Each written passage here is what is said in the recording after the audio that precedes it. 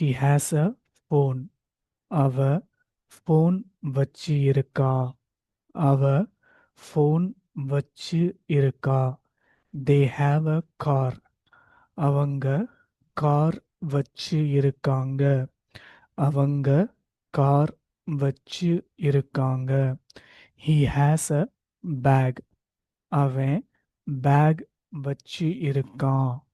அவன் பேக் வச்சு இருக்கான். We have a dog. நாங்க நாய் வச்சு இருக்கோம். நாங்க நாய் வச்சு இருக்கோம். You have a pen. நீ பேனா வச்சு இருக்க. நீ பேனா வச்சு இருக்க. I have a ticket. நான் டிக்கெட் வச்சு இருக்கேன். நான் டிக்கெட் வச்சு இருக்கேன்.